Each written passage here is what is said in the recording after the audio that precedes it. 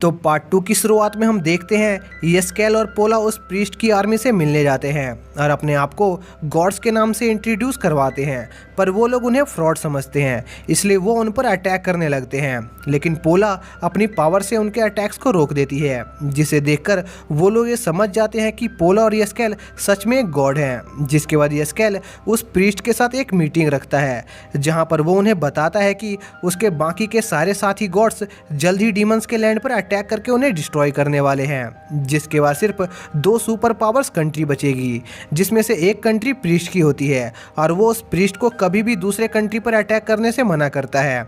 जिसके बाद हमें डीमंस के बेस का सीन दिखाते हैं, जहां पर माकी और वो साइंटिस्ट इडाटेंस की कमजोरी ढूंढ रहे होते हैं और उन्हें इडाटेंस के बारे में काफ़ी जानकारी मिलती है, लेकिन वो साइंटिस्ट उन्हें उनके बारे में और जानकारी निकालने को कहता है। तभी माकी अपने कुछ डीमंस दोस्तों से मिलने के लिए वहां से चली जाती है। जिसके बाद हमें हयाटो और पोंटा का सीन दिखाते हैं, जो ट्रेनिंग कर रहे होते हैं और हयाटो की पावर पहले के मुकाबले बहुत ज़्यादा बढ़ गई होती है और वो पोंटा को काफ़ी अच्छी टक्कर दे रहा था। जिसके बाद वो सभी इटाटेंस रिन से मिलने जाते हैं, जहां पर वो सभी डीमंस आर्मी पर अटैक करने का फैसला करते हैं और यह सब वो साइंटिस्ट और उसका जनरल अपने मॉनिटर पर देख रहे होते हैं और वो माकी को उनकी मदद के लिए ढूंढने जाते हैं। लेकिन माकी वहां से भाग गई होती है और उनके लिए एक लेटर छोड़ा होता है, जिसमें लिखा था कि डीमंस आर्मी की करंट पावर इडाटेंस के मुकाबले बहुत कमज़ोर है और वो सभी इस वॉर में मारे जाएंगे, इसलिए वो ये लड़ाई नहीं लड़ना चाहती।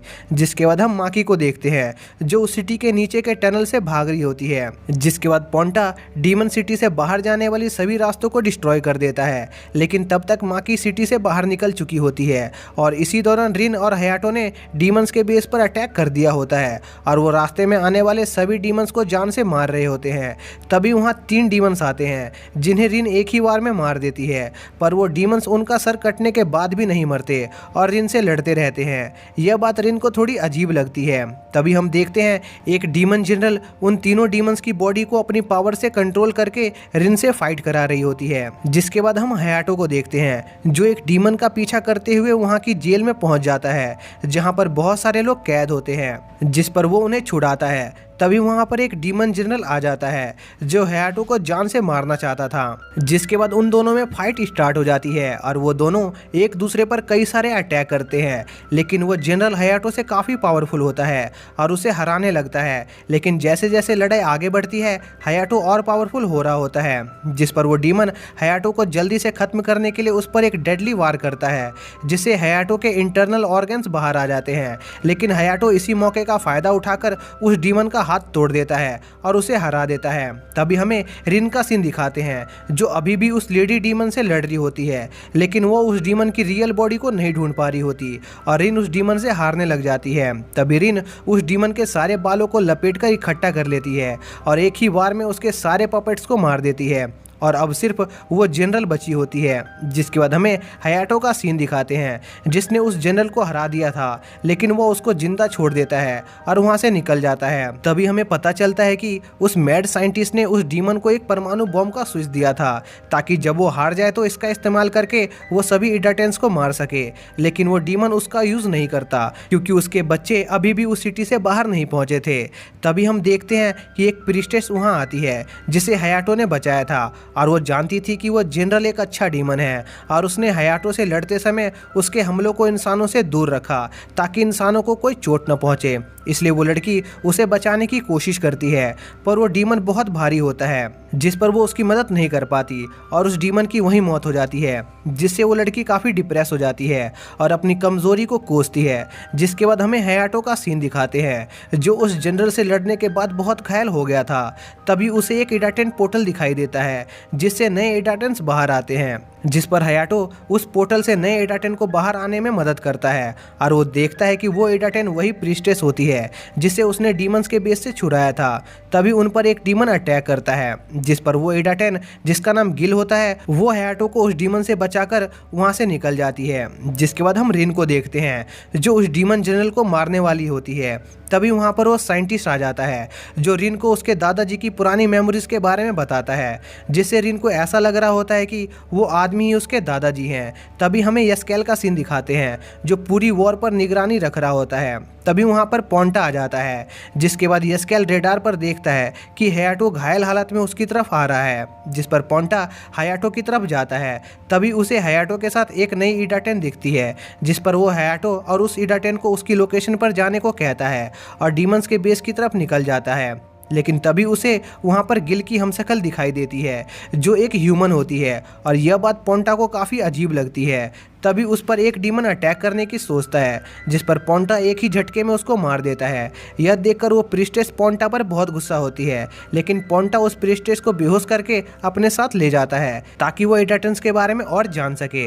जिसके बाद हम रिन को देखते हैं, जिसे लग रहा होता है कि वो साइंटिस्ट ही उसका दादाजी है और वो रोने लगती है। यह मौका देखकर वो डीमन जनरल रिन पर उसी की स्वॉर्ड से अटैक करती है, जिससे डीमन लॉर्ड की रोबोटिक बॉडी टूट जाती है और रिन की आधी बॉडी डिस्ट्रॉय हो जाती है। जिसके बाद वो जनरल रिन को पूरी तरह से मारने के लिए आगे बढ़ती है, पर रिन उस डीमन का गला पकड़ लेती है और उसकी गर्दन तोड़कर उसे मार देती है। जिसके बाद रिन का मेंटल ब्रेकडाउन हो जाता है और वो रोने लगती है। जिसके बाद पिरसिलिया और उसके साथी उस वॉर को ज्वाइन करते हैं और सभी डीमन आर्मी को डिस्ट्रॉय कर देते हैं। जिसके बाद वो वॉर खत्म हो जाती है। जिसके बाद हम रिन को देखते हैं, जो ये बात जानकर बहुत दुखी होती है कि उसके ग्रैंडफादर ही वो डीमन साइंटिस्ट है। जिसके बाद हम यस्केल को देखते हैं, जो उन सभी डीमंस को ढूंढ रहा होता है जो वॉर के टाइम जिंदा बचकर भाग गए थे, और काफ़ी ढूंढने के बाद भी वो सिर्फ कुछ ही डीमंस की लोकेशन ढूंढ पाया था और उसको अभी भी वो डीमन साइंटिस्ट नहीं मिल रहा था। जिसके बाद हम सभी बचे हुए डीमंस को देखते हैं जो अपने आप को इडाटेन से छिपा रहे थे और ह्यूमन सोसाइटी में घुल मिल कर रहने की कोशिश कर रहे थे। तभी इडाटेंस को उनमें से कुछ डीमंस की लोकेशन पता चल जाती है, जिस पर पोंटा उन डीमंस को मारने जाता है, पर वो डीमंस पोंटा और यस्केल को चकमा देकर भाग जाते हैं।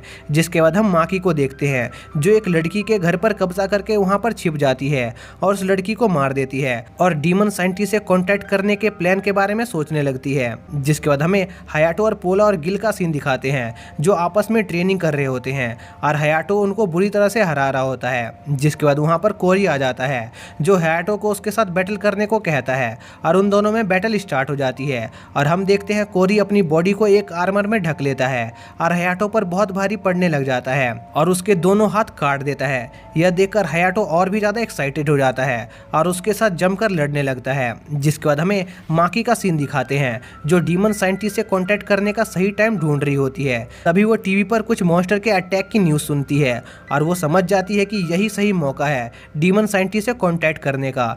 जिसके बाद उसके घर में एक पार्सल आता है, जिसमें डीमन साइंटिस्ट एक छोटी रोबोट की बॉडी में होता है और वो माकी को बचे हुए डीमंस की लिस्ट देता है, जिसमें अब बहुत ही कम ही डीमंस बचे हुए थे। जिस पर माकी डीमन साइंटिस्ट को माकी डीमन से कांटेक्ट करने का एक सेफ तरीका बताती है, जिससे इडाटेंस उन्हें ढूंढ ना पाए। और ऐसा ही होता है और वो डीमन साइंटिस्ट सभी डीमन से कांटेक्ट करके आगे के प्लान के बारे में बता देता है। तभी हम हयाटो और गिल को देखते हैं, जिनकी पावर बहुत बढ़ गई होती है और गिल अब हयाटो जितनी पावरफुल बन चुकी होती है और उसकी ग्रोथ को देखकर यस्केल थोड़ा परेशान होता है, क्योंकि गिल डीमंस और ह्यूमन के सेलिब्रेशन की इच्छा से बनी हुई इडाटेन थी। जिसके बाद हम देखते हैं डीमंस की पॉपुलेशन बहुत ज़्यादा बढ़ने लगती है और इडाटेंस बहुत बिजी हो जाते हैं, जिस पर यस्केल उन सभी बचे डीमंस की पोस्टर हर जगह लगवा देता है और उनके ऊपर बड़ा इनाम रख देता है। तभी माकी खुद पब्लिक में आकर अपने आप को रिवील कर देती है, जिस पर कुछ लोग उसे पकड़ने की कोशिश करते हैं, पर वो उन्हें मारकर वहाँ से भाग जाती है। जिस पर पोंटा उसे ढूंढने जाता है और वो अचानक से कहीं गायब हो जाती है और पोंटा को कहीं नहीं मिलती और हम देखते हैं ये उन डीमंस का एक प्लान होता है जिससे वो इडाटेंस को बिजी रख सके। तभी हमें रिन का सीन दिखाते हैं, जो ओशन में एक डीमन को ढूंढ रही होती है, पर वो उसे कहीं नहीं मिलता। जिसके बाद हम कोरी और पोला को देखते हैं, जो आपस में ट्रेनिंग कर रहे होते हैं। तभी वहाँ पर रिन आती है, जिसे लगता है कोरी पोला पर अटैक कर रहा है, जिस पर वो कोरी को मारने वाली होती है। तभी पोला कोरी के सामने आकर उसे बचा लेती है, जिस पर रिन को कुछ समझ नहीं आता। तभी वहाँ हयाटो आता है, जो रिन को वॉर से रिलेटेड सारी बातें बताता है, जिस पर रिन हयाटो से उसके दादाजी की मेमोरी वाले आदमी के बारे में पूछती है, पर हयाटो को उसके बारे में कुछ नहीं पता होता। जिसके बाद हमें एक आदमी को दिखाते हैं, जो कुछ प्लान कर रहा होता है। इसी दौरान रिन और पोला ट्रेनिंग कर रहे होते हैं। तभी कोरी को हेडक्वार्टर से पोला को उसके साथ लाने का ऑर्डर आता है। जिसके बाद हम प्रिसिलिया को देखते हैं जो नहा रही होती है, पर तभी उसके बाथरूम में कोई पॉइजन गैस फेंक देता है जिससे प्रिसिलिया काफ़ी कमज़ोर हो जाती है। तभी वहाँ पर वही आदमी आता है जो असल में डीमन लॉर्ड होता है, जो कि भेष बदलकर वहाँ पर आया होता है और वो प्रिसिलिया की सारी मेमोरीज लौटा देता है। जिसके बाद वो यस्केल के पास जाती है और उसके दोनों हाथ पैर काट कर उसे पकड़ लेती है। जिसके बाद कोरी वहाँ पर पोला को ले आता है और प्रिसिलिया पोला को किसी काम के बहाने से वहाँ से ले जाती है और कोरी को थोड़ा खाना खाने को कहती है, जिस पर कोरी खाना खाने जाता है, पर खाने में कुछ मिला होता है जिससे वो बेहोश हो जाता है और वो डीमन लॉर्ड उसकी भी पुरानी मेमोरीज लौटा देता है। जिसके बाद हम रिन को देखते हैं जो पोला के काफ़ी देर तक वापस न आने पर काफ़ी परेशान होती है, जिस पर गिल पोंटा से पोला के बारे में पूछने के लिए उसे कॉल करती है जो एक डीमन से लड़ रहा होता है। जिस पर वो उस डीमन को मारकर जल्दी से हेडक्वार्टर्स की तरफ निकलता है, पर उसे वहाँ कोई नहीं मिलता और तभी उस हेडक्वार्टर में एक ब्लास्ट होता है, लेकिन पोंटा इससे बच जाता है और पोंटा समझ जाता है कि यस्केल और पोला को उन डीमंस ने किडनैप कर लिया है और कोरी और प्रिसिलिया की ब्रेन वॉशिंग हट गई है। जिसके बाद हम सभी डीमंस को देखते हैं जिन्होंने अपने बेस पर यस्केल और पोला को बंदी बनाकर रखा होता है और वो लोग रिसर्च के नाम पर उन्हें टॉर्चर कर रहे होते हैं और उनके बॉडी पार्ट्स को अलग कर रहे होते हैं। तभी हम कोरी को देखते हैं जो इडाटेन से बदला लेना चाह रहा होता है, लेकिन तभी वो पोला की कटी फटी बॉडी देखता है। यह देखकर उसे काफ़ी बुरा महसूस होता है और उसे कुछ समझ नहीं आता कि आखिर उसे पोला के लिए इतना बुरा क्यों लग रहा है। जिसके बाद हम रिन को देखते हैं जिसे गिल बताती है कि डीमंस ने यस्केल और पोला को पकड़ लिया है। यह सुनकर रिन को बहुत गुस्सा आता है और वो बिना कुछ सोचे समझे उन्हें ढूंढने निकल जाती है, पर उसे वो कहीं नहीं मिलते। तभी हम माकी को देखते हैं जो डीमन किंग के जन्म के बारे में पता कर रही होती है और ये सीरीज यहीं पर एंड हो जाती है। तो गाइस, अभी तक इसके आगे के सीजन नहीं आए हैं। मैंने काफ़ी ढूंढने की कोशिश की लेकिन मुझे नहीं मिला, तो फ्यूचर में कभी भी इसका नेक्स्ट सीजन आएगा तो तब मैं उसको ज़रूर कवर करूँगा। तो मिलते हैं नेक्स्ट वीडियो में, तब तक के लिए बाय।